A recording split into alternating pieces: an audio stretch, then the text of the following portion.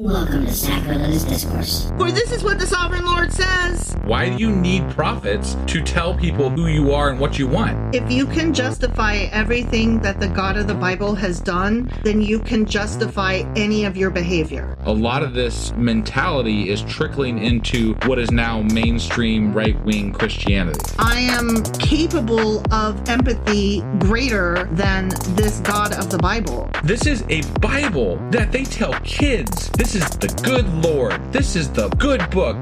He is fantasizing about murder, mass murder.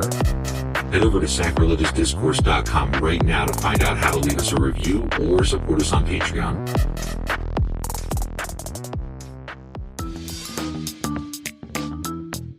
Hey there, sinners and saints. It's your favorite Bible-bashing duo from Sacrilegious Discourse, and we need your help. That's right, folks. We're raising funds for some heavenly equipment and a studio that doesn't sound like it's in the depths of hell. Our current setup, let's just say it's more apocalypse than audiophile. So if you want to hear us dissect the Bible without the background noise of demonic squirrels, chip in a few bucks. We're aiming for $5,000 to upgrade our audio and build a studio worthy of blasphemous banter.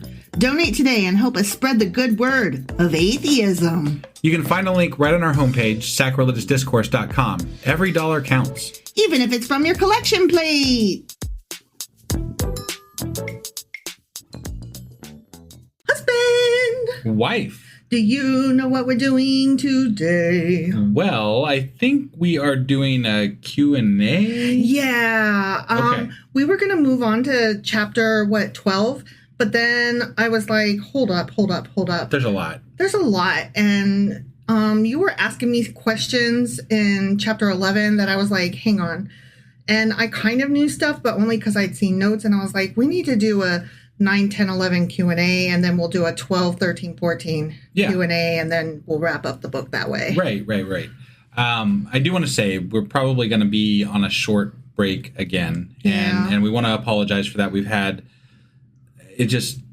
a sick cat. We've got family things happening that we're having to fill in house sitting stuff for. And there's a lot of things going on right now in our lives. So we apologize, but we will be back, and just wanted to give everybody a heads up that it'll be maybe a few days, possibly even a week before we get back to this. So I had a death in the family, like not like super close. It was like an extended relative, right. But because of that, my parents had to drive across the country to go be with their family. And now I'm taking care of their pet while husband is trying to nurse our sick pet. And then I was a little bit sick on top of that. And just, yeah. It's all the things always all at once. When it rains, it pours. Right. And sorry about that, guys. Yeah.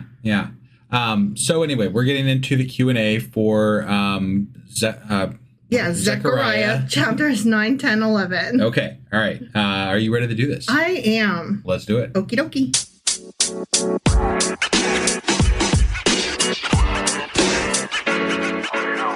All right. I don't know if you recall, but chapters 1 through 8 of Zechariah were like Zechariah. Yeah. Telling or at the least, story. More likely Zechariah. Yeah. Zechariah or Zechariah adjacent. Right. Yeah. But 9 and up, 9 through 14 were very likely either somebody else 100 years later, or even a couple hundred years later, maybe somebody in his school or Jeremiah's school or something like that. Or somebody. Yeah. Or somebody's. That's what I was saying. Yeah. Some Christian scholars believe that the 2 oracles that make up the remainder of chapters 9 through 14 came from Zechariah in his old age, but most actual non-Christian scholars are like, I don't think so, bruh. Right. That sounds apologist driven there. Yeah. So even they acknowledge it's not the same. And they're like, but here's why. And we're like, probably not. But thank you for at least admitting it's not the same. Sure. I appreciate that you are willing to go out on that limb. Right, I guess. But it's the same pattern throughout the whole Old Testament, where you have like these broken up books that are written by multiple different groups or people or whatever, and it's so fucking obvious as you go through all this stuff. Like, there's no question that this was written by a different person in a different time because of the words they use. Yeah. I mean, it's very, very apparent. And I mean, I'm going to do a shout out for somebody else here, but Dan McClellan, like he, if you look him up, he does a lot of deep dives, and he's a very, very good biblical scholar that it's just fun to listen to him tear these things apart, you know, and it's true. Like you can very much tell that they are not written by the same person. So. Right. Which is it shouldn't be like, oh, that's too bad. It's interesting. It's history. Right, it's cool. No, if I was actually religious, I think I'd want to dive into that more and find, like, you know, I don't understand the lack of curiosity, right? And we've talked about that so many times. You and I don't have any, you know, biblical scholarship at all, other than what we've done through this podcast. And it's obvious to us, just reading through, that this stuff is not written by the same person. We don't have any skin in the game. We don't have any emotions to lose over it. So we're just straight up curious. Yeah. And, you know, when I'm interested in something, I'm curious and I want to know everything about it. So it just strikes me as really odd that people are like interested in God, but they're not, though. They're not interested in God. I have to believe that if I thought that I could talk to my relatives and family after I died, that I'd want to find out, you know, how real that is before I died. Yeah. I'd be very fucking interested. But, you know, they just take it at face value, which shows me they just don't have any interest in it. There is a very strong lack of interest. No, they don't want to know. They want to believe. They don't want to know. Yeah. I want to know. Yeah. And I want to know. I'm going to continue to want to know. Yep. And that's why we'll always be young at heart. And that's why we'll always probably be atheists, unless there's just like some direct fucking intervention by a God. So, you know. Yep. That is true. So when we hop into chapter 9, at this point, Syria, Phoenicia, and Palestine had been conquered first by Nebuchadnezzar and then afterward by Alexander the Great, that one. Right. Not a different Alexander, the great one. Yeah. Okay. Some apply the beginning of this chapter, verses 1 through 7, to the one event, and then some to the other event. Okay. I think that it's pretty much the Babylonian thing is what we're talking about, but you get Christians that will argue otherwise. Sure. Because they want it to mean more. So it has to be one or the other.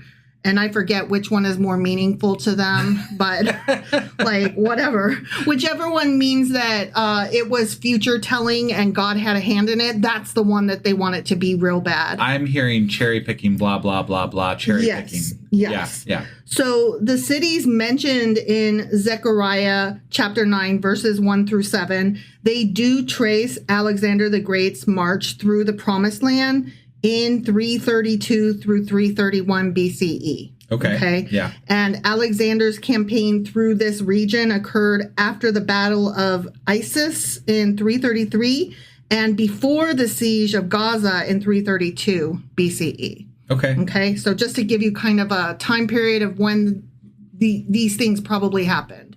Got it. Okay. And this is in reference to why, like, the people that are probably writing this are writing this and stuff. Is that what you're saying? Okay. Yeah. Because it matters as far as like this is talking about judgment of cities. Okay. And so we see then these cities do get taken down. So it matters as far as whether it was foretold or not. And it matches that. It matches that time that thing that happened without Alexander the Great. Exactly. Okay. Exactly. That's what I was curious. Okay. Yeah. So it's not foretold. It was just written later, and they put it back so that it would be foretold. Sure. Okay. Sure. More than likely. Yeah. Sorry. So the prophet Zechariah outlines how Israel will move from its present position in its own land, but still under Persian rule, to full independence, and from there into the era of the Messiah's rule. Okay. So he's like, here's where we were, here's where we are, here's where we're going. And that is basically like what chapter 9 is about. That we were like, what the fuck is happening here? Sure. He sees an invading army moving down from the north. First, it conquers the Syrian cities of Hadrach, Damascus, and Hamath. Okay. Okay. And again, that is Alexander the Great's path that he took. Okay. Okay. All right. So Hadrach,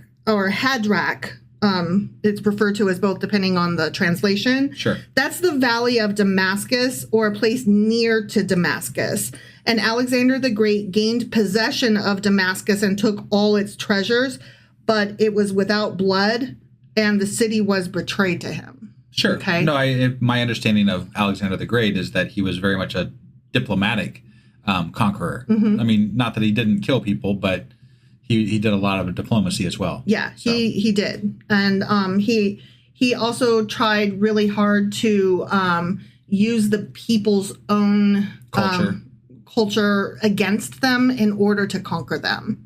Sure. And then let them keep what they had. Right. So he used brainy forces instead of he used brain instead of brawn. Sure. Okay. Yeah. So he was the brain and the Pinky and the brain. Yes, exactly. What are we doing today, Pinky? Yeah, exactly. We're conquering the world. Yeah. Alexander. Of course. So then the army conquers Phoenician cities of Tyre and Sidon. Okay. And these were the two major cities north of Israel and the land of Lebanon. Lebanon. Tyre was an important commercial city that was thought to be impossible to conquer. I don't know if you remember all that. Yeah. Nebuchadnezzar tried for 13 years to conquer Tyre, but Alexander did it in 7 months by using the rubble from the old city to make a causeway out to the island city. You remember when we talked about him? Yeah, actually, we talked about that at one point. Yeah, so. That was in one of our Q&As when we were talking about, or no, it wasn't a Q&A. It was one of the book specials when we were talking about Jewish stories, and we covered Alexander the Great. Right. And that was one of the things he did was this city was safe because it was surrounded by water, but it was on the ruins of an old city. Yeah. And so he used the old city and just like built a causeway on top of it and marched on his elephants right into that city. Yeah. So and I want to cover this again too because we've talked about this in the past too, but Tyre that you're referring to is actually pronounced Tyre. Oh, I always get that wrong. Yeah. Tyre, yeah. I thought that was the case, but I wanted to double check before I corrected you on it. So. I always guess it wrong. It is Tyre. You're right. Yeah. Okay. So yeah, he did that. He's awesome. I mean, there's a reason that we call him great, and it's because he was. Right. Not great in like the so cool man, but like great in the great and awesome Oz. You know, he was able to do great things. No one had ever seen a conqueror quite like this guy. Yeah. Right? Yeah. So he was just ultra smart. And, you know, the more that he did, the more that he did. You know? Yeah. Like, the more that he did, the more it enabled him to do more. Kind of like it takes money to make money. Well, he had might. And then the more might that he had, the more might that he was able to gain. Yeah. So, yeah. From there, the armies moved south down the coastal plain to conquer the Philistine cities of Ashkelon, Gaza, Ekron, and Ashdod. Okay? The Philistine practice of eating unclean food was... that's one of the things that we read that they were going to stop doing. Right. Yeah. And we were like, oh, what's that about? And the Philistines are going to become part of Israel as the Jebusites had in the time of David. David. Jesus Christ. David. Yes, David. Which was noted in 2 Samuel chapter 5. Okay. Okay. All right. And Jerusalem is going to be preserved. Is it? Yeah. And then it was. Okay. Okay. All right. When Alexander the Great marched through Lebanon and the Promised Land towards Egypt, he did not conquer or attack Jerusalem. So interesting. That quote unquote came true. But that was probably more political machinations that were going on in the back. Yes. There's stories about that.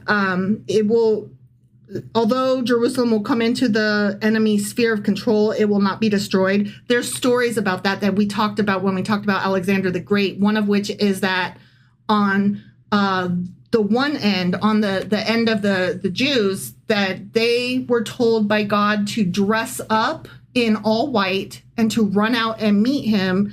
And because they ran out and met Alexander and they were dressed in all white, for whatever reason, he believed them to be awesome and went and dined with them instead. Oh. Okay, so that's on the Jewish end. On his end, he was told by God in a dream that people dressed in white would come out to greet him. And when they did, he was to meet them as equals and to not conquer them. So when that happened, when, he saw these people, he realized that God had come to visit him and that these people were his equals. And so he greeted them as equals and went and dined with them. I feel like they had a double agent in his employee, and they were like pushing him to like, yeah, if this happens, and then they're reporting back to the Israelites like, hey, he's buying it. Yeah. Guys, get your white robes, get out here. Yeah. We're good. Yeah. So because the story goes like, why wouldn't they be afraid? Like everybody around them is, getting conquered, and here's these fools out here dressed in their fancy white clothes, just like eager to meet him. And so that was supposed to be like, what?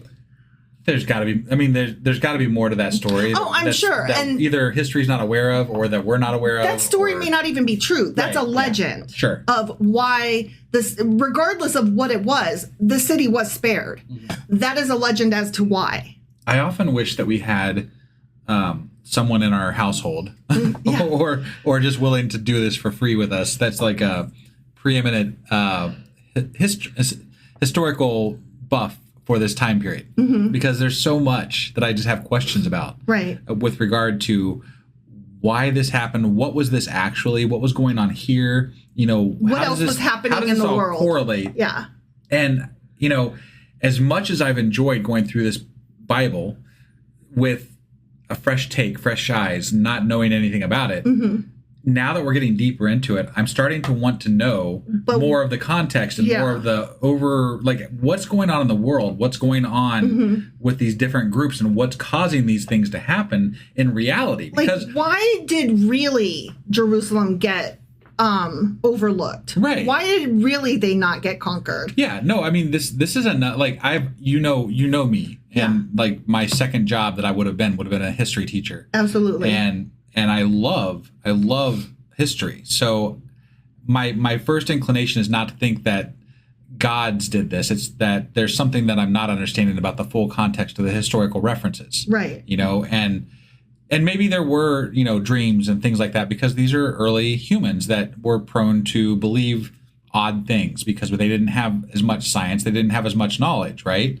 But at the same time, there's a lot of power grabbing going on, and it's hard for me to believe he would just pass something up because some dudes in white robes walked out to greet him. Right. Yeah. So it's Alexander the Great. We're not talking about Alexander the stupid. Right. Yeah. Alexander the mediocre, Alexander the normal. So that's why I'm curious about the historical references there. But yeah. Anyway, sorry, that it just piqued my interest a little bit. Sure. So I'm going to read verse 6. We're still in chapter 9. I'm going to read verse 6, which says, "A mongrel people will occupy Ashdod, and I will put an end to the pride of the Philistines." Other translations say a bastard shall dwell in Ashdod, as opposed to a mongrel people. Okay. And me and you were like, oh, mongrel people, huh? Like, what's that about? Like, I guess foreigners, right? Yeah, gross. The Hebrew word that's used here traditionally refers to a person of mixed or illegitimate birth, which that tracks. That's what the word means. Yeah. Someone who doesn't have full standing in the covenant community.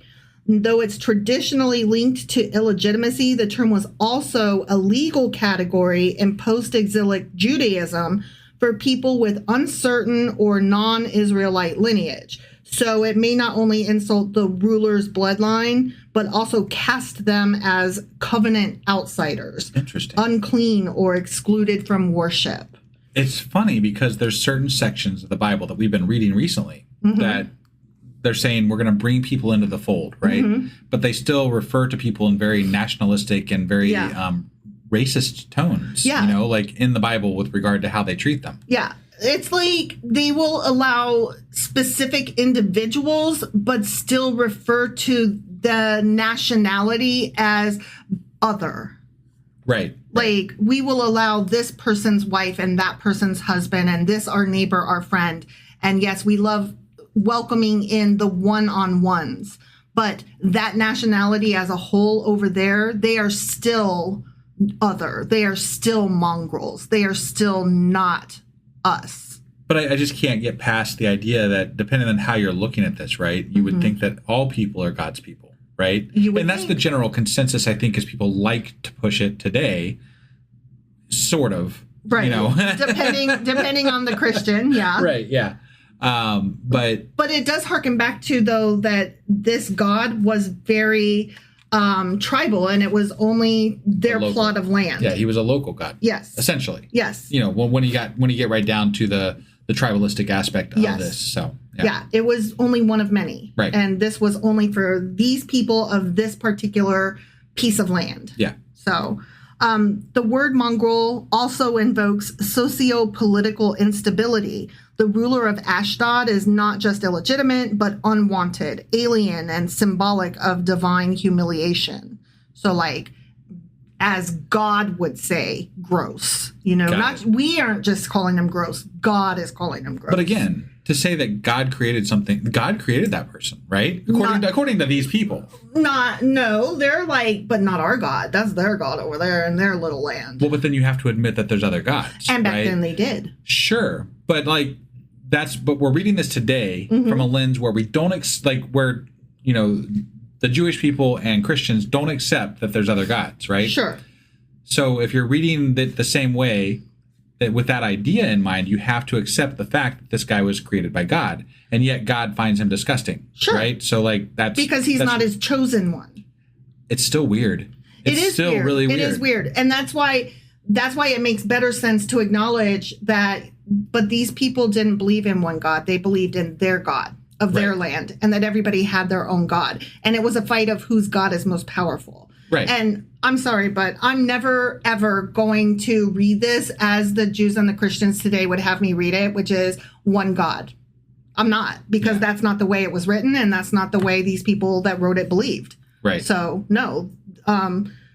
They don't like that person over there because he is a different person. He's in a different tribe. He has a different God. Yeah. And his God is as real to them as ours is to us, because these gods all exist and they're all battling at all times for superiority over each other. Sure. So he's gross and their God is gross. Yep. You know, and that's what they think. Yeah. So, at any rate, in this context, it likely refers to a foreign ruler or illegitimate leader, okay? Someone not descended from the original Philistine line and thus not belonging to their heritage or culture. And the idea is that Ashdod will no longer be ruled by its proud native people, but by outsiders or those who have no right to rule, symbolizing humiliation and decline.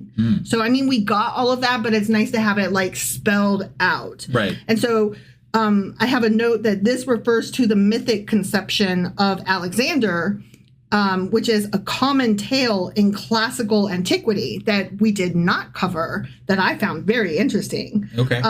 Olympias, Alexander's mother. Yeah. Apparently, some stories say that she claimed that Zeus Amon or Jupiter Amon, remember during that time period we had the hyphen gods? Sure.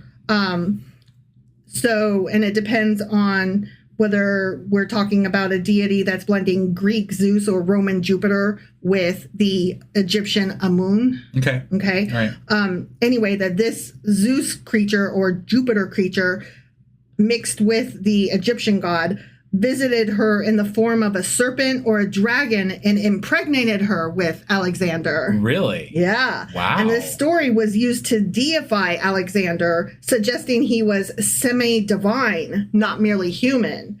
And from a biblical or moralistic point of view, this could be interpreted as scandalous, mythological, or illegitimate, thus painting Alexander as, quote-unquote, a bastard.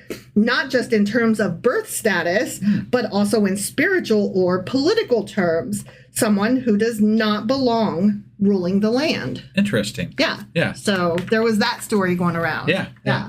Obviously, while it lends him credit in certain circles with those gods, yes, does not lend him credit with the Israelites. Yeah, and it's one of those things that can be used both ways. You know, the sword cuts both ways as to whether or not it was a good thing or a bad thing that story was going around about him. Sure. Because it could talk about how powerful and awesome he was, or about how, that filthy mongrel is going to be ruling these people now. Right. You know? Yeah. So, yeah, very interesting. Yeah. So, then we're going to talk about Zion's future king, the coming king and his deliverance. The coming king. The coming king. All right. Yeah. That king be coming all over them. Yeah, he does. From this, the prophet passes on to that most eminent instance of God's goodness to his church and people, the sending of the Messiah, whoever that may be. Whoever. Yeah. Whoever. Could be anybody. Could be anybody. Yeah. With an account of the peaceable tendency and great extent of his kingdom. God then declares that he has ratified his covenant with his people, delivered them from their captivity, and restored them to favor. And in consequence of this, victory over their enemies is promised to them in large and lofty terms with every other kind of prosperity.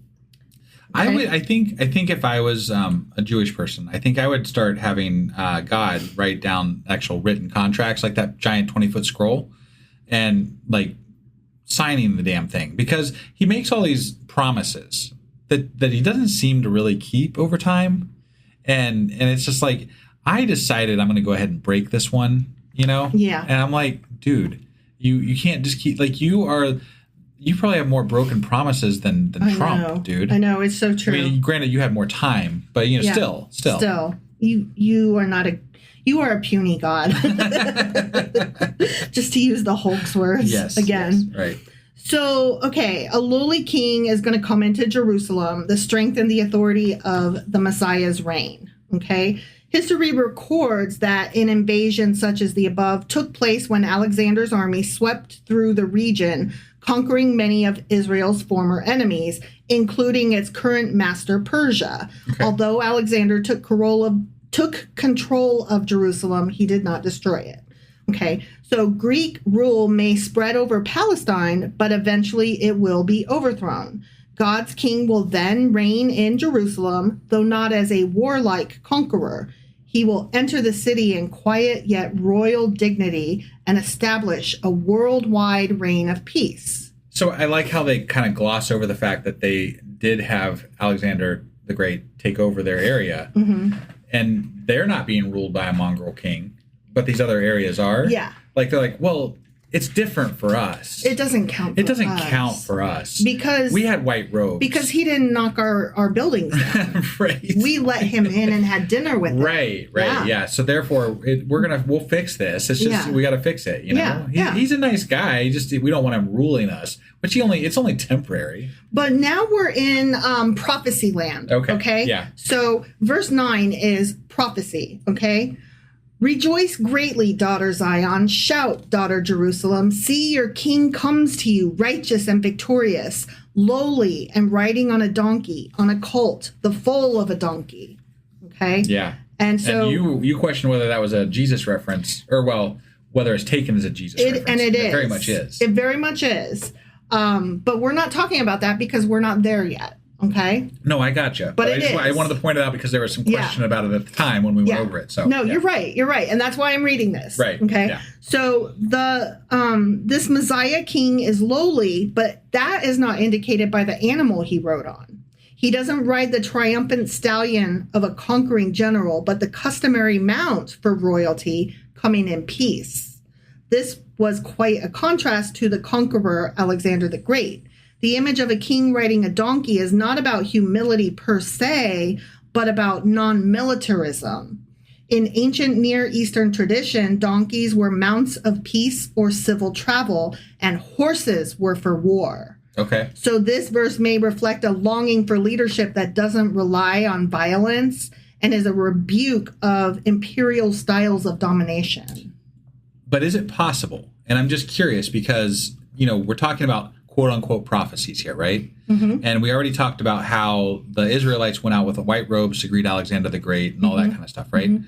Isn't it possible that this guy showed up on a donkey to indicate that he's not going to act warlike, right? And then that story got turned into a prophecy that they wrote into previous books to make it seem like this was prophesized. right? And at the time, they all knew this, but now it's kind of been lost to history. Yeah. And I'm not saying that that's what happened exactly. But I'm it's saying, just as like, plausible. That's just as plausible, right? Yeah. Yeah. So Exactly. to me, I like the whole prophecy side of this thing, to me, has been proven wrong over and over and over and over again. Because generally speaking, you can trace the writing of the stuff that's happening when they're prophesizing to a time when that stuff has already happened. Exactly. And then they insert it back into a book where it was before it happened. Sure. And it's just kind of bullshit all the way through. It's not kind of bullshit. It It's is total bullshit. Right. Yeah. And people didn't know enough to read, unless you were a scholar and studied this stuff in depth, you didn't know enough to know that this stuff is how this was all happening. Right. Right. So it was easy to manipulate people and say, look, this was already prophesized. Right. Yeah. And so these things were just easy to fit into a narrative that they wanted to keep going forward. And as long as it was relevant to the people at the time, here's a story that makes sense to them. Our God caused this. Our God's doing this. It's a way to ease what's happening with their people at the time in a prophecy that says this was going to happen. Yeah. Yeah. And just wait. God's got us. Yep. We're going to make it through this, right? And I feel like this is all. It's still political. It's still political because definitely. They're teaching their people that this stuff was already in the books. Yeah, this was always going to happen this way. Yeah. So to repeat part of that verse, on a donkey, on a colt, the foal of a donkey. This seems to be a Hebrew expression of speech emphasizing that the animal is purebred, a truly magnificent and royal mount. Or ass. Or ass. Yeah. Sure. So then moving to the next verse, verse 10, I will take away the chariots from Ephraim and the war horses from Jerusalem, and the battle bow will be broken. He will proclaim peace to the nations. His rule will extend from sea to sea and from the river to the ends of the earth. Okay? The prophet doesn't just describe peace, he describes disarmament. In a region constantly plagued by military threats, this is a really visionary reversal of normalcy. Yeah. No more war machines and peace extending from sea to sea. This would definitely feel utopian to an audience used to constant imperial conquest. Assyria, Babylon, Persia. Right. They would be welcoming this. They would be very excited. Well, and my understanding of Alexander the Great is that he felt very much like that. Yeah. Like that was it, not to everybody, I'm sure. Right. But to many people, he was a welcoming, peace-bringing conqueror that was just kind of bringing the whole area together and bringing stability to that area. Sure. Yep. So now that he has pointed to the climax of Israel's glory through the reign of the Messiah, the prophet returns to the time of Alexander, even though... you and I know, he was always talking about Alexander. Sure. Right? Yeah. He shows that God will set his people free according to the covenant he made with them at Sinai. So verse 12 reads, "Return to your fortress, you prisoners of hope. Even now I announce that I will restore twice as much to you." So the phrase prisoners of hope is unique in scripture and rich in theology. It suggests a paradox. People still bound by circumstances, perhaps exile or oppression, yet bound more tightly to a future promise. It could be a spiritual call to return to hope despite disappointment. Got it. So, prisoner of hope. Yeah. Interesting. Right. Through war comes peace. Israel is going to become a weapon in God's hand to slaughter its enemies. Slaughter, love that. And thereby carry out God's judgment upon the nations. On gaining its freedom, the nation will settle down to a life of security, joy, and prosperity. Okay, so that was chapter 9, which I feel a lot better about now, understanding what the fuck. No, definitely. Okay, so now we're in chapter 10. The promise of prosperity and plenty in the close of the preceding chapter leads the prophet to suggest next the means of obtaining them. The supplication to Jehovah and not to idols whose worship had already proved a fertile source of calamities. Okay. So now we're going to talk about why y'all got here. Right. And, again, how much you suck and need to change. Okay. Yeah. So the blessed nature of the Messiah's reign. At the time this prophecy was given, the temple had long been finished, and life in Jerusalem was not as it had been previously. Zerubbabel and Joshua had apparently died, and without strong leadership, the Jews drifted into the ungodly ways of neighboring nations. Remember, we said, like, oh, there they go again. Right, yeah. You know, it's a constant theme. Like, not even like a chapter later, they're already at it again. Right. You know, they suck. Some were using idolatrous objects as magic charms in the belief that these would bring good rains and good crops. And Zechariah tells them to stop such practices and to trust in God alone. Diviners consulted the spirits of common household idols to predict the future. God warns his people that there is no real help from either idols or their representatives. The people had listened to false and deceptive leaders, and part of the reason was the lack of godly leadership. I really feel bad for these people because they've been through so much shit, and they just keep, being bounced from this place to that place, and they've been, there's all these different gods and all these different things. They just want to grow their fucking crops. Like, guys, I just want it to fucking rain. Can you make that happen? Yeah, like I don't care. All the time, that's all it always comes to. I just want to grow my fucking crops. Yeah, right. Like, I don't care what you call it. I have said for years that I don't give a fuck. If there's a God, I don't care. But as long as he's not a dick. But this guy, he's kind of a dick. He's a dick. You will only worship me. You will. I'm like, get over yourself, man. Yeah. Come on. It doesn't need to always be about you. Right. For reals. Yeah. Like, you're supposed to be better than that. And definitely. You're not. Right. Yeah. So this is about them just trying to, like, pray for rain, and Zechariah's like, you guys stop using your idols, you sons of bitches.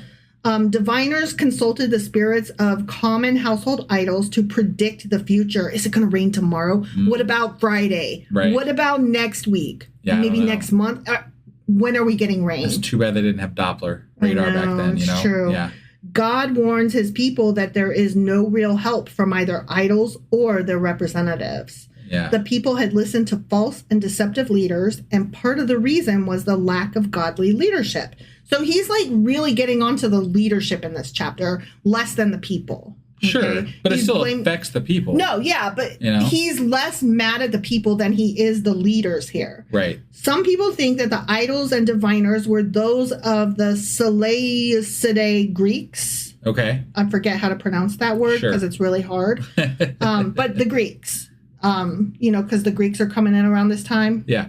And they were excited that their masters, who excited their masters with promises of success against the Maccabees. Okay. So this is like right before the Maccabees is coming. Yeah.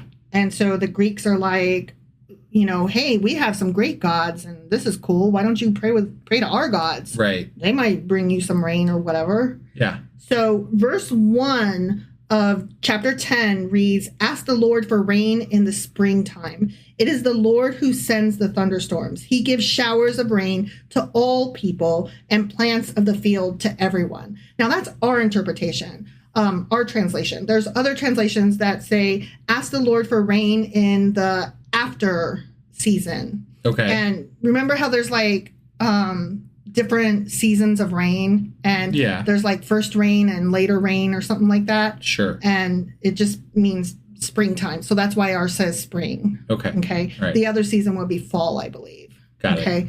So this isn't just about meteorological blessing, though. Okay. Rain is literally life in these agrarian societies. By commanding them to ask God directly for rain, Zechariah is reasserting God's direct involvement in the people's well-being, undermining any lingering belief that nature is governed by magic or other deities.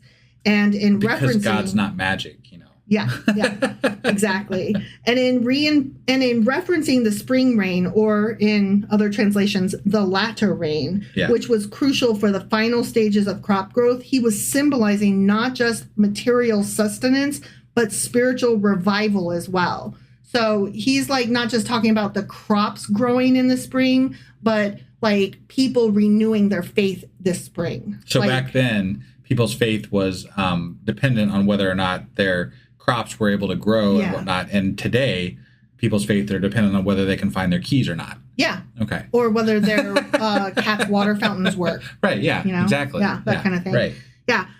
So God is not only judging the people's idolatry, but also holding leadership accountable for their failure to shepherd the flock. So that's what I said. He's like, you leaders are in big trouble. You are very bad and naughty. Right. He's angry with Israel's leaders who have no concern for the people they rule.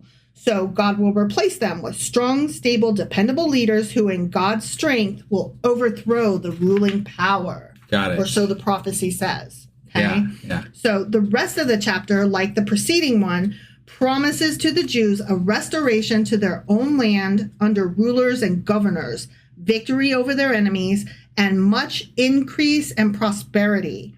Okay?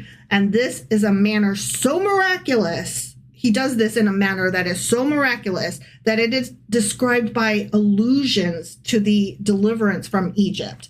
So remember what, not allusions, like alluding to. Okay. So like, remember when we were like, oh my goodness, God like never lets it go. He's always talking about, remember that time when I took you out of Egypt? Yes. Remember Always, how I made you stop forever. being Yeah, slaves? right. Yeah, that's why. Because he's like, remember how powerful I am. It was less about remember what I did for you so much as that it's a remember how powerful I am. Remember how I'm great and awesome. Yeah. So that's what that was about. I mean, okay? he keeps referencing that, but like, again, it probably never happened. Yeah. So yeah, exactly.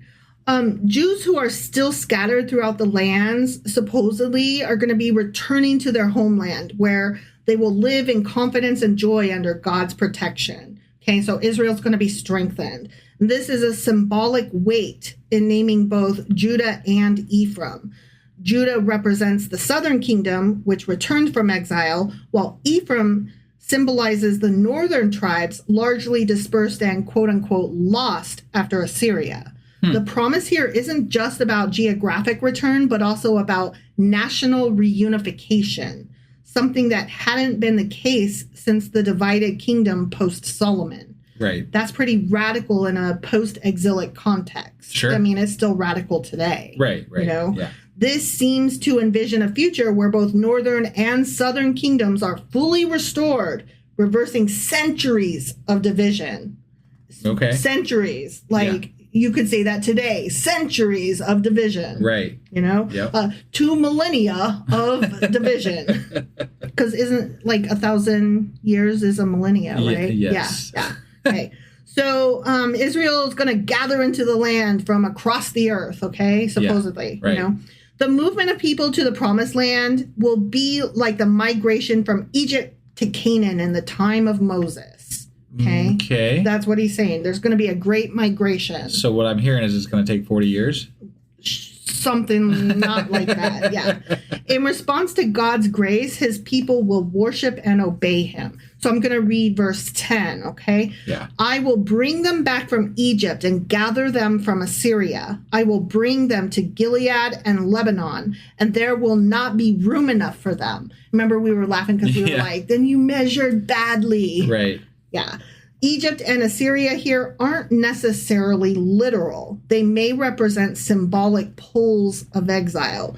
Egypt southwest and Assyria northeast could be standing in for all the lands of dispersion. But there's also historical resonance. Egypt was the site of Israel's original enslavement, while Assyria scattered the northern tribes. Sure. So, yeah, you know, both. Right. Really. Okay. So now we move into chapter 11. Okay. Yep. This chapter is a literary reversal from restoration to rejection. He's like, I'm going to bring you all together. And then he's like, just kidding. Fuck you all. Right. In chapter 10, God is calling his people back. In chapter 11, he's handing them over. This structural pivot is dramatic and intentional. Okay. All right. So in the first part of the chapter, the commencement relates to the destruction of Jerusalem and the Jewish polity, probably by the Babylonians, at least in the first instance, as the 4th verse speaks of the people thus threatened as the prophet's charge.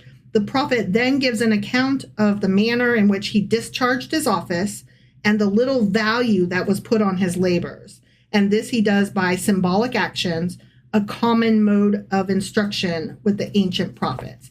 Okay, and this was really confusing to us when we were reading it. We were like, what is fucking happening right now? Right. But Zechariah was putting on these plays for the people. That's right. Yeah. Okay. So I'm going to break these down a little bit better. Okay. Yep. And I only knew this at the time because I had taken the notes. Sure. Right? But even at that, I was still really confused. So that's part of why I wanted to do this Q&A so that we could try to put this chapter in particular, but 9 and 10 into some context as well. Yeah. Okay. So as for bad leaders, their judgment is certain no matter how great and mighty they think themselves to be. They increase their power and wealth by oppressing the people without mercy, and therefore God will punish them without mercy. Will punish them without mercy. Right. He's like, you were bad, I'm going to be bad back. As he does, because he's a petty little bitch. Right. His judgment will be like a raging fire sweeping through the proud forest where not even the strongest and fiercest animals will escape. And okay, so this gets into the trees. You remember there were the trees, and you were like, they probably represent the people. You were onto something. You weren't totally right, but you weren't totally wrong either. Okay. Right. Yep. So let's read verse 1 again. Open your doors, Lebanon, so that fire may devour your cedars. Right. And I had pointed out, wait, wasn't like all the great wood from Lebanon? Oh, that's so sad. Like all the cedars came from there. Right. So we were like talking about the trees and stuff and how sad that was. Yeah. And then you were like, I don't think he's talking about actual trees, babe. I think he's talking about people. Right. And I'm like, but the trees though. Okay. So this describes the coming of destructive armies of judgment from the north through Lebanon. Always from the north. Always from the north. Right. That's where the Gog and Magog live. You know, the great monsters of the north. Yes. The doors of Lebanon are the mountain passes between Lebanon and Israel. Okay. Which I didn't realize, like on a map, that makes sense. Right. So the cedar trees illustrate Lebanon's strength. Once they fall, the lesser forests of cypress and oak will also be destroyed. And so that's why in the later verses, they will also wail. Got it. Okay. So when the lesser trees or see that the great trees are falling, the lesser trees that aren't as cool, the wood that's not as cool is going to be sad. But again, that's also the people. But we're talking about nations. Both. Yeah, right. Both. Yeah. But Lebanon also signifies the temple itself because it was built of materials principally brought from that place. Right. So finally, the cedar, cypress, and oak also represent tiers of social and political hierarchy. Okay. Not just the strength of Lebanon. Interesting. Yeah. Some scholars suggest that these trees metaphorically point to high-ranking figures, cedars, and progressively lower ones, the cypress and the oaks. Okay. All right. So not just the nations, but the nation's leaders. It's technically more disparagement of the people in charge. Yes. Is that kind of what we're getting at? Yes, but also shit rolls downhill. Also, right. You know, that kind of thing. So it's like multi-layered, like a fucking Mexican dip. Sure. You know? Right. Like 7-layer dip. Oh man, that stuff is good. Yeah. All right. So then Zechariah starts acting out a prophecy of judgment. Yeah. Okay. And this is where we were like, I don't even understand what is happening right now. It was not because it didn't specifically say that. No, it was really bad. It was very badly written, poorly presented to dum-dums like us. You know, I don't hold myself responsible for the confusion that we held. No, nor do I. You shouldn't. Right. Okay. So Zechariah demonstrates that judgment in 2 short plays. In these plays, he acts the part of a shepherd, representing the leaders of God's people. In the first play, God told Zechariah to act the part of a good shepherd. I'm a good shepherd. So Zechariah acts out this prophecy, feeding a literal flock of sheep that represents the people of God. As the shepherd, Zechariah represents the Lord, who had appointed this flock for a season of judgment. Okay. Zechariah was to look after a people oppressed and exploited by bad shepherds whose sole aim was to enrich themselves. They cared nothing for the flock. God showed Zechariah, however, that his efforts were doomed to failure. Leaders and common people alike were headed for fitting punishment. Okay. Yeah. So then we move on into the next few verses, the covenant is symbolically broken. Okay. Right. Nevertheless, Zechariah acted out his short drama. Okay. Yeah. With a shepherd's stick called grace in some translations. It's also called beauty, favor, or peace. I think they referred to, they said it was favor in our translation. I think so. Yeah. But generally, I think most translations refer to it as grace. That's how it's known to most people, I think. Got it. Okay. Yeah. So grace, beauty, favor, peace. Symbolizing the favored status of Israel as the chosen people of God, he tried to give the sheep the beneficial leadership that God desired for them. With another stick called union or unity, bonds, bands, or harmony. So we've got peace and harmony. Okay. Yeah. All right. Or grace and union. Sure. Okay. Yeah. Symbolizing the internal harmony of the people that was lost at the time of the siege of Jerusalem, he tried to bind them closer to one another in national peace and harmony. Okay. He even destroyed the 3 bad shepherds who are not actually 3 individuals, but represent 3 classes of individuals. Sure. Okay, so we've got prophets, priests, along with the scribes and the Pharisees, and then the kings and other parts of dictatorship, including the magistrates, the great Sanhedrin, and the smaller councils. I want to put this in context here a little bit, because we're talking about a quote-unquote prophecy that is going to happen from Zechariah's time, that was written during Alexander the Great's time. Yeah. And so, but we're playing a play that Zechariah technically would have done back then to say that something. I mean, this whole thing is so fucked. It's so fucked. Like, I'm like, what is even happening here? Exactly. And he's playing with sticks. Right, yeah. Yeah, and sheep. And we're supposed to understand his little sock bucket. Yeah, it's fucking weird. Play. It's fucking weird. Yeah. So the offices of prophet, priest, and king were taken away from Israel after the Roman conquest of Judea and have never been restored. So that's a partial fulfilling of that prophecy is what we're supposed to take from that. Oh, okay. Just FYI. Got it. But the rest is, still to come in the days to come. But there was a time where you liked some of the kings. So then, again, it makes very little sense. It just, it's like whatever they want in any given time frame, Sure. Although, taking this literally, some think that the 3 shepherds mean the 3 Maccabees, Judas, Jonathan, and Simon. So, but we're not there yet, so I don't fucking know. Right. Others think of the 3 wicked high priests, Jason, Alcimus, and Menelaus. Again, we're not there yet, so I don't fucking know. Right. Still others think of them as the last 3 princes of the Asmonean race, Alexander, Hyrcanus, and Antigonus. Again, I'm not there. I don't fucking know. Right. Okay. In return, we're done with that part. Okay. In return for Zechariah's little show, people were very angry with him. I mean, it was a bad show, to be fair. Yeah, I think it was not. It was just probably the acting. It wasn't necessarily the material. It was bad material, bad acting. Shit, man. It's not good. The whole thing was bad. Right. And it wasn't even a musical. I give it like a 2 out of 5. Really? That's higher than I would. Well, back then, I'm saying like there wasn't like a lot of movies. That is true. I'm trying to go in context. At least, here, At least they gave us something to talk about. Right. Yeah. Okay. Yeah. I'll give you a 2.5. Sure. 2.5 stars out of 10. Yeah. They were so far removed from the ways of God that these dudes actually preferred the bad shepherds to the good shepherd. Sure they did. Yeah. We love bad leaders. Give us the bad leaders back. Like, that's poor phrasing. Yeah. Did they prefer to be led by bad leaders? Or did they prefer what was happening under who you are calling bad leaders now? Right. Yeah. Like nobody just says, fine. I love bad leadership. My guess is they were doing okay. Right. And they didn't really want to shake things up. Yeah, exactly. I don't blame them. Whatever. With all the shit that's happened to them. Yeah. Can we just let's just leave it alone, guys. Can we just whatever? Can you just chillax? Things are going okay. Once again, we've got some prophet just screaming his fucking head off, ringing his bell over here. And we're just trying to grow our goddamn crops. Yeah. Yeah. Shut up, dude.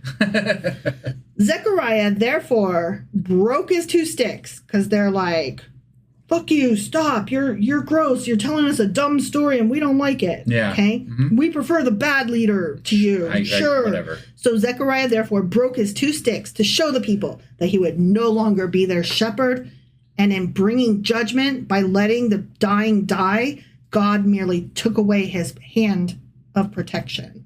So Okay. he's not protecting them anymore. So Zechariah was like literally protecting them from God? No, he was representing God. And so he's like, as I, your shepherd, am tearing these sticks asunder, God is doing the same to us. I am showing you what God is doing, I say. Okay. Right, yeah. I am telling you what I think God wants you to know, which is that I am mad at you poop heads. I would really just love to be like a fly on the wall for one of these like little, prophecy speeches things that were happening, because I don't understand how they gained so much traction through all of history. Yeah, same. So anyway, God breaking his covenant and his people being attacked. Because at one time, God had a covenant with all the people, preventing them from attacking his people, Israel. Okay? Right. When God decided to break the covenant, which he is saying they broke it first. Yeah, of course. So, I mean, you gotta they broke it first. Right. Mom, they broke the covenant. I say that God breaks his word all the time, but people will be like, well, it was the people that broke their word first. I'm like, okay. So God's a petty bitch, but just like I said. Got it. Again, I just want to point out that God has the ability to change people's hearts and do all kinds of fucking shit that he's proved, according to the Bible, over the course of the Bible, that he just leaves out. And he's just on like, purpose whatever. I'm going to get you back. Right. You little bitches. I'm going to get you back. Because God's a petty little bitch. And apparently he has no ability to fix people, because he tells us that he fixes people. And then the next sentence is that they fucked up again. Yeah. I'm like, dude, you don't have any power. Yeah. Like, you have nothing. Puny God. Right. So anyway, when God decided to break back the covenant, his people would be attacked. And then Christians are like, and that totally happened during the Roman siege of Jerusalem in 70 of the current era. When the temple was like forever destroyed and all the Jesus-y attacks and stuff, whatever. Right. Like, I don't know, whatever. We're not there yet. But still. But yeah. They're like, it happened. Yeah. And I'm like, okay, bro. You throw enough shit at the wall and eventually you're going to, especially when you take those prophecies and you look back on try to retrofit and then you them. make them fit. Yeah. You're making them fit. Cool story, bro. Yeah. So anyway, finishing up chapter 9, 10, 11. Right, yeah. Chapter 11. Yes. Okay. The shepherd is paid with contempt. Okay. So Zechariah was play acting this prophecy, employing himself as a shepherd over a flock. When he suggested that they might pay him his wages, the people gave him such a small amount that it was an insult. This was especially so since the wages really belonged to God, whom he served. Oh. But let's read verse 13 again, okay? I bet Joel Osteen says the same thing. Oh, he does. He does. And the Lord said to me, throw it to the potter, the handsome price at which they valued me. So I took the 30 pieces of silver and threw them to the potter at the house of the Lord. Okay, so we're gonna talk about that. So he's like, this is an insult, and just threw it away. Yeah, but we're gonna talk about it. Okay. Yeah. So Zechariah spoke sarcastically here. 30 pieces of silver was not an insignificant amount, but it was the price of a slave, as spelled out in Exodus chapter 21. Oh. So it was the lowest they could pay, and it said that they regarded Zechariah as a slave. They were basically telling him, not only are you of no value, but also we know you know that that's what we think, and we don't fucking care. Boom. I see. You're an asshole. We hate you. So the amount itself was an insult. Yes. Not just the fact that it was low, but it's like if you leave your waitress a quarter, you know? Right. Yeah. Like, it's not just that it's low, it's that that's the smallest, not denomination of a dollar, but the smallest, like, actual. I've known people that served, and some of the older folks that would visit the establishment thought that was still a good tip. Yeah. Like they didn't really understand that they were fucking over the person working. Like, they were just like, this is a good tip. This is what I've left for 25 years. Even though the price of eggs has like fucking quadrupled, you complain about the price of gas quadrupling. It doesn't occur to you that you know that the food is more expensive. You don't tie that into a person's wages, though. Right. What? Right. A tip is a tip. 25 cents was great in my day. And I got to be honest, if you had that shitty a service that they don't deserve a tip, then just don't leave a tip. The 25 cents is just much like this. Yes. Is more of a fucking insult than not leaving anything. Yeah. Like, at least if you didn't leave a tip, they can, like, console themselves that you were broke or you forgot or, Sure. you know, something. Yeah, any number of things, right? Any number of things. Yeah. Or they could just roll their eyes and, like, move along. Yeah. You right. leave a quarter and they have to, like, automatically. You intentionally left that. Yeah. Yeah. Right. Unless you were, like, a kid or something and you left a quarter, and then that could be, like, exciting for a kid, right? And they might, like, you know, yeah. I mean, if you go into Bob Evans and sit at the breakfast bar and you leave a quarter for just having a cup of coffee, that's one thing. Yeah. But if you go in and have a full fucking breakfast and serving you and, like, there's, like, multiple people and it's not just you, fuck you. Even if it is just you for a full meal. Yeah. Like, come on. Just leave nothing. Honestly. Yeah, right. Yeah. So Zechariah is speaking really sarcastically here when he says that, okay? Because he knows that they know that he knows. Right. Okay. Yeah. So the term potter's field, because he says throw it to the potter. Yeah. Right? So the term potter's field is rooted in the historical practice of using land where clay was extracted for pottery, marking it as a burial ground. Okay. Right. These fields were often barren and undesirable, making them a cost-effective option for burial. Then, too, a potter's field was a piece of useless land where the potter threw his broken, damaged, and rejected pots. Well, if I recall correctly, I think Sheol had broken pottery in it as well. Mm-hmm. Like, that was one of the things that they used for, like, imagery in that, which is almost a reference to, like, hell-ish type stuff. Yes, right? Exactly. So not only are they getting the clay out of this land, but they're also putting the broken pieces back into this land. Sure. So the imagery with that is significant, probably more to the earlier Jewish people than it is to us. Exactly. But, Exactly. Potter's fields serve as, and we still have potter's fields to this day. Oh, okay. They serve as a public burial ground for those who lack the means or family to arrange a private burial. This includes individuals who die without identification, those who are impoverished, or those who are otherwise unclaimed. They are also referred to as a pauper's grave. Yeah. I've heard that before. I've never heard of a potter's field before. Yeah, but that's interesting. I have to tell you something, husband. Yeah. So, do you remember yesterday I sent you a link to a butterfly show that I wanted to go see? Yes. Do you know how I found that? No.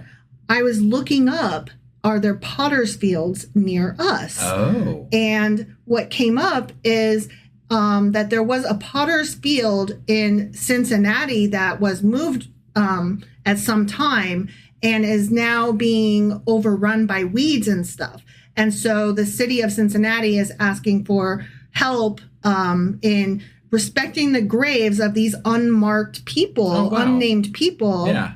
And, you know, how do we get rid of the weeds and not damage the graves of these unknown people, blah, blah, blah, blah, blah. Sure. And there's like 20,000 graves there or some shit like that. Wow. Yeah. I don't know. It's a lot. Yeah. Okay.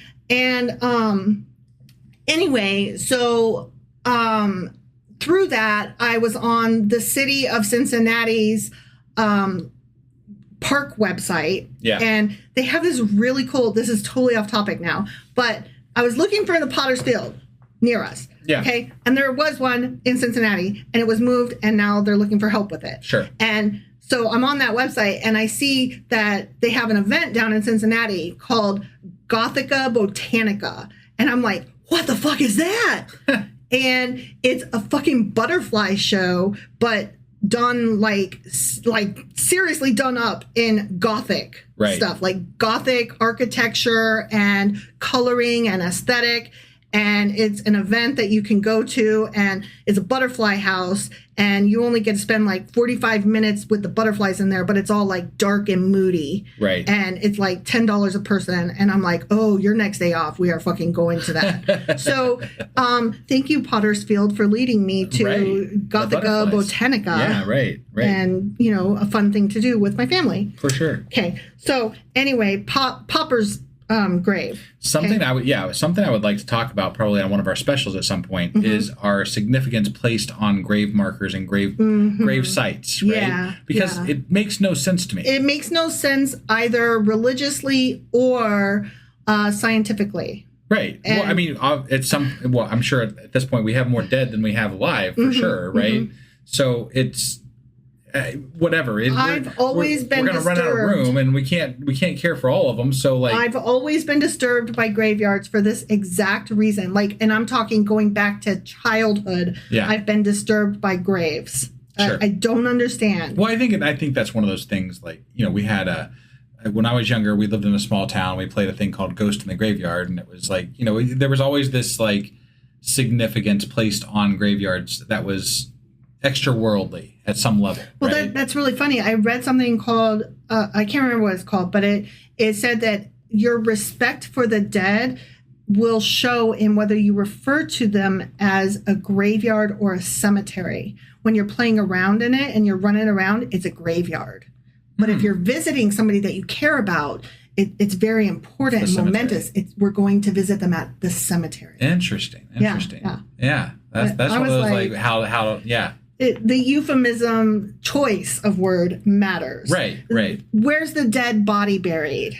Right. I guess my whole hang up on it is like the amount of significance we give to dead bodies, right? Yeah. Like essentially it's a very archaic and not rooted in logic idea that we hold as a society. And I love the idea of the natural burials and like things where you don't take up space in the world when you die, because whole fields dedicated to dead people is just weird to me. Right. It's fucking weird. No, I've always felt that way. Yeah. I'm glad that the world is coming to my appreciation of that weirdness. Right.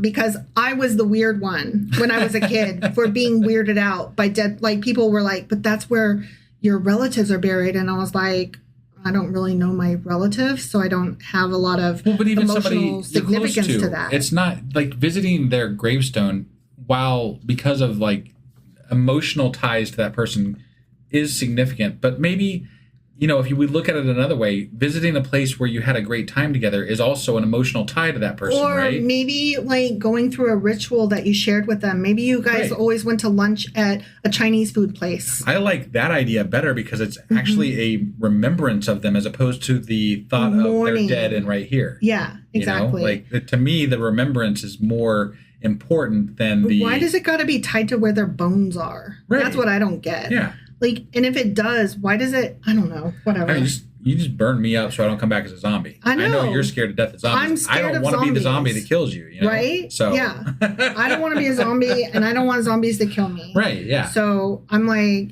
just throw me in a ditch, but definitely cut my head off first, and like maybe circle me with salt so my ghost doesn't come back either. Just in case, Right. Yeah. So, not to mention, have you heard that all of the dead bodies, like all of the like formaldehyde and the toxins and chemicals that we put into burying the bodies are starting to destroy the water table? Oh, wow. Yeah, which that makes sense. Right. You put all this shit in the planet. What the fuck did you expect? It's just going to fucking sit there? That's not what happens. The multitude of other things we're doing to destroy the world, right? People are a fucking pestilence on the planet. Right. Literally. Yeah. All right. So anyway, Pauper's grave. So Zechariah knew that the people preferred the sort of society where the greedy could get what they wanted by exploiting others. And in the end, such a society would destroy its own self. Mwah, mwah, mwah, mwah. Okay. Yep. So now we're coming up on the end of chapter 11. Okay. After the prophet had broken the two crooks, which were the true badges of his pastoral office, to denote the annulling of God's covenant with them, he is directed to take instruments calculated to hurt and destroy, to express the judgments which God was about to inflict on them by wicked rulers and guides who should first destroy the flock and in the end be destroyed themselves. Okay. So God's now going to allow the foolish shepherds to come to his people. So in the second play, Zechariah played the part of a bad and foolish shepherd, the sort of shepherd Israel wanted, who did not care for the sheep, the way that the shepherd should. Yeah. And this cruel and selfish leadership was what the people deserved and would be God's means of punishing them. The worthless shepherd feels the sword of God's punishment against his arm and his right eye. Okay, and we were like, that's very specific and weird. Right, yeah. Right? So the arm expresses strength. Okay. Right. And the eye expresses intelligence, because remember that's how they... Remember when we did a thing about the symbolism of eyes throughout history? Yeah. And like one of the things that we uncovered is that the eye was how they observed and took in information. Sure. So their very observing of things was what they tied to intelligence. Yeah. So when you see like the eye, it's like tied with wisdom. Okay. Okay. Right. Not the brain, the eye. Right. Okay. Yeah. So the arm expresses strength and military might, that kind of thing. And the eye expresses intelligence, symbolizing military failure and moral blindness. Okay. Okay. So that makes it make a little bit more sense. Right. And I remember at the time we even said, I'm sure that there's a reason behind like the right arm and the right eye, but not the foot, not the ball sack, not the nose. This is that reason. Sure. Okay. Sure, yeah. And this poetic justice also suggests that power will be punished by the same strength it abused. So this will be a harsh blow against the worthless shepherd. Okay. The end. Okay. Okay. All right. I have one more thing to add that is also off topic. While I was looking at the names of the two sticks, Peace and Harmony, Right. or whatever Whatever they are. Yeah, I will never remember them as anything but Peace and Harmony Sure. now. I recalled that the two lions that sit in front of the New York Public Library are named something. Oh. And I was like, are they named something like Peace and Harmony or some shit like that from the Bible? Yes, they are named something, but no, not these things. Okay. They are named Patience and Fortitude. Ah. And they are named that because I was really hoping for Bill and Ted. Bill and Ted would be great. Yeah, right. But they were named that because the city would require both of those attributes. Got it. And those lions are used now in all of the New York Public Library's logos and stuff. Got it. Yeah. Which... Patience and fortitude. Patience is the one as you're facing the building. Patience is the one on the left, and fortitude is the one on the right. And they are not from the Bible, and that is cool. The end. All right. Well, that was our Q&A for Zechariah chapters 9 through 11. And like I said at the beginning of the podcast, we might not be back for a few days just because of circumstances. So, you know, I know we've been a little flaky here of late, and we're going to try to do better. But right now, because of everything going on, we unfortunately don't have the ability to do that. So hang with us. Hang with us, and we will be back soon. And thank you, as always, for being a fan. Thank you for joining us, and we will see you next time. Bye.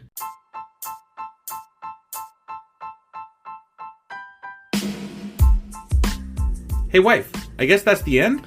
But husband, that's just sad. It doesn't have to be. We are on lots of social media platforms like Twitter. Our handle there is sacrilegious_D. For D's nuts. Oh my God. Stop doing that. Anyway, we're also on Facebook, Instagram, and Pinterest. There's a link to all of our social media sites at our website. Ooh, we have a website? Yeah, it's sacrilegiousdiscourse.com, where you can also find a link to our merch shop. We have a merch shop? Yep, we have podcast-themed clothing, mugs, notebooks, and more, as well as an atheist and science-themed products. Wow, our fans should really go check that out right now. Definitely. They can get in touch with us by sending an email to sacrilegiousdiscourse@gmail.com. But before they do that, we could really use some help. Oh yeah? With what? Well, it's not free running the podcast, and we need some financial support in order to get better equipment, which will free up time so we can concentrate on our podcast and our fans. Okay, so what should they do? Head over to patreon.com/sacrilegious discourse and sign up as a contributor on our podcast. Supporters there receive additional bi-weekly episodes that we record just for our Patreon members for as little as $2 a month. Also, we'd really appreciate it if you would like and subscribe on whatever platform you're using. And Apple Podcast reviews help us out tremendously. Like and subscribe. Leave an Apple review. Join us on Twitter. Support us on Patreon. That's a lot of instructions. Don't forget to say thanks. Thanks. Okay, bye.